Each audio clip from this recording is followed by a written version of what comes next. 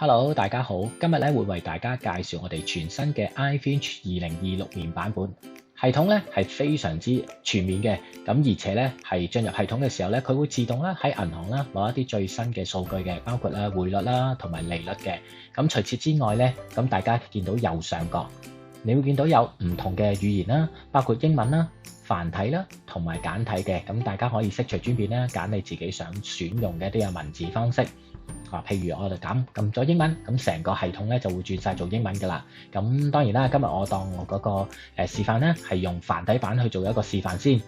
嗱，你會見到再隔離咧，你有個齒輪啦，版面嘅大細啦，仲有啦一個 search 嘅一個搜尋一啲舊記錄嘅一個功能啦，都會喺呢個系統裏面提供嘅。咁頭先講過包括一啲銀行嘅匯率啦、利率啦咁樣，咁你可以撳呢個齒輪掣，就會入到一個設定版。你會見到咧，系統裏邊一啲嘅預設值啦，會包括新舊版本裏邊有啲咩嘅改動啦，仲有匯率啦、銀行嘅同業拆息啦、最優惠利率啦，仲有一啲按揭利率嘅。咁當然啦，如果你話想一啲自行擺一啲唔同嘅利率啦或者匯率上去咧，咁亦都可以喺啲白色嘅方格裏邊咧，可以大家打翻落去就 OK 噶咯。咁而家我哋翻去系統嘅版面先。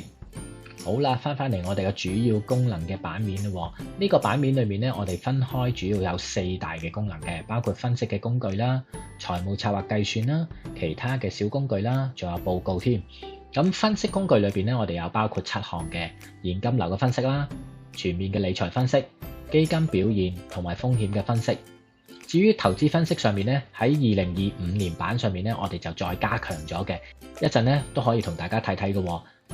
至於強積金回報及分析咧，就係2026年版嘅 iFinch 裏邊新增嘅。除此之外，仲有個人嘅風險分析啦，仲有保費融資嘅分析。另外啦，喺財務策劃計算上邊咧，我哋包括教育基金啦、綜合嘅理財分析啦、結婚嘅策劃啦、自置物業嘅投資啦、定期儲蓄、退休策劃、目標儲蓄同埋財富嘅分配，都係納入咗喺8大財策計算裏邊嘅。至於其他嘅小工具裏邊咧，包括有汽車嘅計算啦、匯率轉換啦、樓按計算機啦、利率同埋回報嘅轉換啦，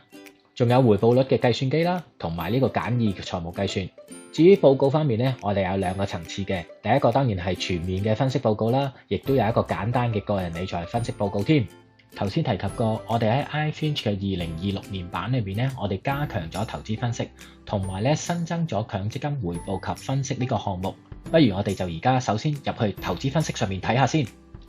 入到投資分析呢個版面裏面咧，我哋就睇到啦。2025年嘅 version 裏邊咧，我哋就只係提供緊標準普爾500指數嘅數據啫。但係今年2026咧，我哋就加入咗上證指數啦、CAC 40指數啦、恒生指數啦，同埋日經平均指數嘅數據喺裏邊嘅喎。等大家咧分析嘅時候咧更加全面嘅。至於版面方面咧，大家都睇到啦，係提升咗唔少嘅噃。睇完投資分析提升咗嘅功能之後咧，不如我哋再睇睇啱啱講咗嘅一個新增嘅功能，就係強積金回報及分析。去翻個主嘅功能頁裏邊啦，我哋就再揀強積金回報及分析。入隊之後咧，再落低啲，我哋咧可以揀一個叫做強積金服務嘅供應商。我哋譬如話而家係揀匯豐啦，揀完之後咧，匯豐嘅強積金咧嘅表格咧就會列示出嚟啦。你可以揀選一啲你心儀嘅基金，譬如我揀咗呢4隻啦。揀完呢4隻之後咧，上邊嘅分析表格就會見到呢4隻嘅回報究竟嘅情況係點樣啦。下面咧就係一個分析，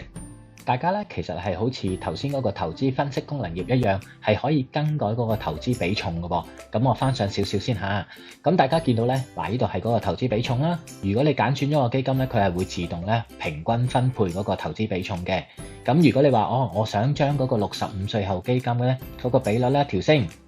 咁我改咗咯，係35%。咁因為呢度咧係唔等於100%啊嘛，咁你只需要咧調節翻其他，譬如我改咗個亞太股票基金，我調節咗去15%，咁嗰個錯誤提示咧就會冇咗噶啦。咁當然啦，如果你係調節到好亂啦，咁點咧？咁你其實係可以再撳翻呢個掣，重選呢個掣。一撳佢之後咧，佢就會再平均分配翻嗰個基金嗰個投資比重噶啦。好啦，今集咧就嚟到呢度啦。其他嘅功能介紹咧，不如就留翻下幾集，我再同大家慢慢去講解啦。拜拜。